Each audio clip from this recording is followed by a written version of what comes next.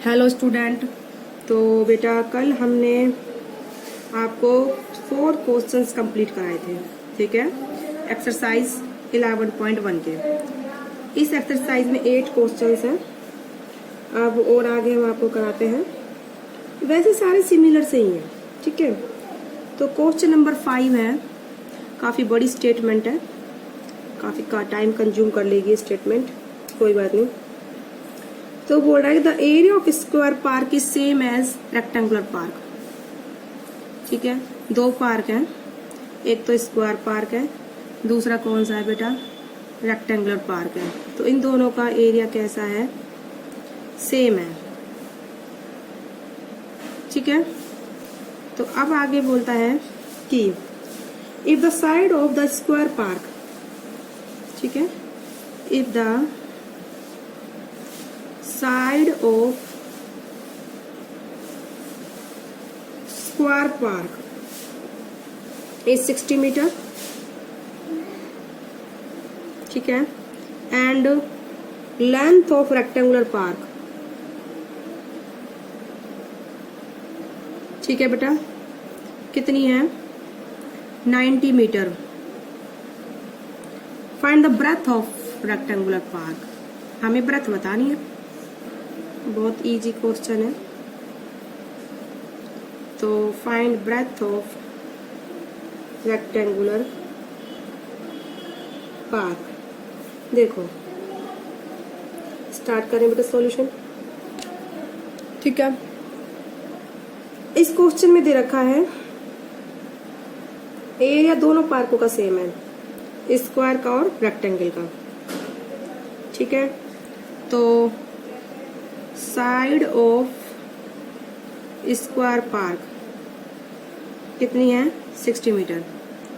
तो एरिया कितना हो जाएगा बेटा, एरिया ऑफ स्क्वायर पार्क हो जाएगा साइड इंटू साइड 60 इंटू 60, तो 3600 मीटर स्क्वायर। बोले बात समझ में आ गई।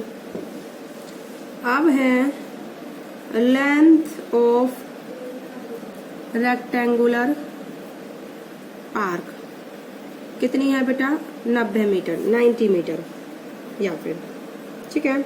अब मान लेते हैं उसकी ब्रेथ कितनी है, बी है, तो हमें नहीं है पता ना, तो मान लेते हैं ब्रेथ ऑफ रेक्टेंगुलर पार्क कितनी है, बी। तो एरिया कितना हो जाएगा बेटा रेक्टेंगुलर पार्क का, लेंथ इनटू ब्रेथ, तो ये कितना हो जाएगा, लेंथ तो है 90 और बी 90 इंटू बी, ठीक है। अब क्या दे रखा है, area of square park is equal to the area of rectangular park, ठीक है बेटा। हमको क्या दे रखा है नेक्स्ट लाइन में कि स्क्वायर पार्क का एरिया किसके इक्वल है, रेक्टेंगुलर पार्क के एरिया के इक्वल है, ठीक है बेटा। तो लिखिए आगे, is equal to area of rectangular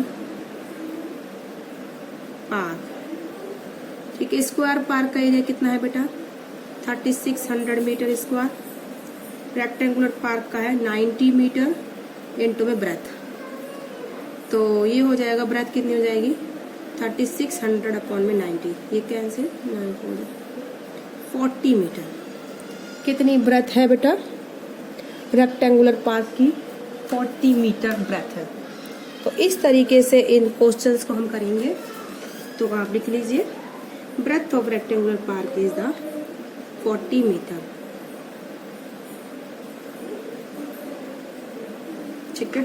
अब आ करते हैं बेटा नेक्स्ट क्वेश्चन, क्वेश्चन नंबर 6।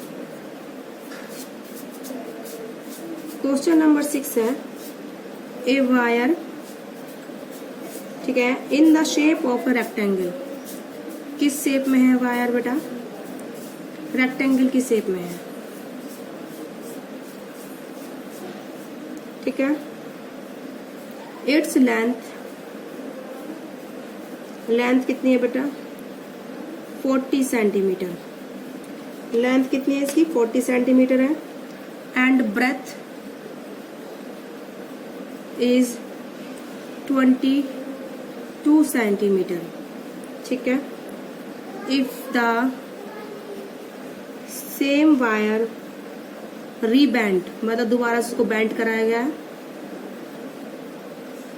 ठीक है, रीबैंड करा है in the shape of square,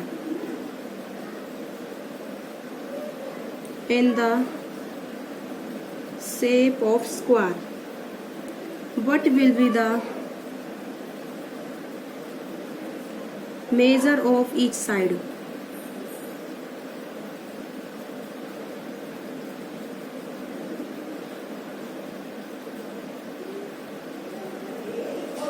तो कितना मेजर है हर एक साइड का।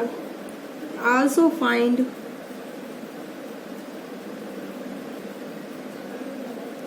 which shape enclose more area,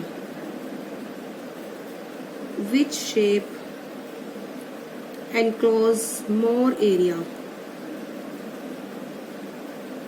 ठीक है बेटा।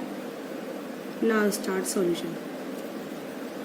वायर की शेप क्या है, रेक्टेंगल है, उसकी लेंथ है 40 सेंटीमीटर एंड ब्रेथ है 22 सेंटीमीटर। उसको फिर रिबैंड करा है स्क्वायर में, जिसकी साइड क्या इक्वल है। Also find which shape enclose more area. बोले बात समझ में आ गई, क्लियर है। तो उसने इस क्वेश्चन में दे रखा है, पहले तो आप क्या करिए, जो रेक्टेंगल शेप है इसका एरिया निकालिए। क्या निकालिए, रेक्टेंगल शेप का एरिया। नहीं इसमें बट एरिया से हमें कोई खास, वो तो बाद में हम कंपेयर करेंगे तब निकालेंगे। पहले तो आप ये देखिए टोटल लेंथ है कितनी वायर की, टोटल लेंथ, जैसे ये वायर है, ये लेंथ है 40 सेंटीमीटर और ये है 22 सेंटीमीटर। तो टोटल पेरीमीटर निकालिए इसका कितना है, टोटल पूरी वायर की लेंथ कितनी है। तो आप निकालोगे लेंथ, पहले तो आपको दे रखा है लेंथ ऑफ वायर कितनी है 40 सेंटीमीटर, ब्रेथ ऑफ वायर है 22 सेंटीमीटर। तो पेरीमीटर कितना हो जाएगा, पेरीमीटर ऑफ वायर 2 इंटू में लेंथ प्लस ब्रेथ। तो लेंथ है 22 नहीं 40 प्लस 22, तो ये टोटल पेरीमीटर बेटा हो जाएगा आपका। इसको करने के बाद सोल्व 62 इंटू 2 132। क्लियर है बेटा। तो इस देखो पेरीमीटर हो जाएगा 40 प्लस 22 62 इंटू 2 32 सेंटीमीटर। बोले बात समझ में आ गई। अब इसी को ही किस में करा है, स्क्वायर में। कितना करा है, स्क्वायर में। तो पेरीमीटर ऑफ स्क्वायर कितना हो जाएगा, इसी वायर को बेंड कराया गया। पेरीमीटर ऑफ स्क्वायर होता है 4 इंटू ए। अगर एक साइड की लेंथ कितनी है, ए है, टोटल वायर को अब किस में कर दिया है, उसमें स्क्वायर में बदल दिया है। तो इतना मैं बता दूं आपको, जितनी लंबी वायर है जितनी लंबी वायर सेम है, तो पेरीमीटर तो दोनों का क्या होगा, सेम होगा। उससे हमें क्या निकल जाएगा, जो स्क्वायर है उसकी वन साइड की लेंथ निकल जाएगी। तो सारी साइड की इक्वल होती है, वो हम इजीली निकाल लेंगे। ठीक है, तो ये आपका जो आ रहा 62 आ रहा, 2 दूनी 4 2 6 12, एक मिनट, तो ये 62 है 6 12, तो आपका ये 124 आएगा। मैं इसी में थोड़ा कंफ्यूज हो रही हूँ कि मैंने क्या गड़बड़ करी। ठीक है, अब ठीक है 124। तो पेरीमीटर ऑफ ये हो गया। अब लिखोगे आप perimeter of square is equal to perimeter of rectangle.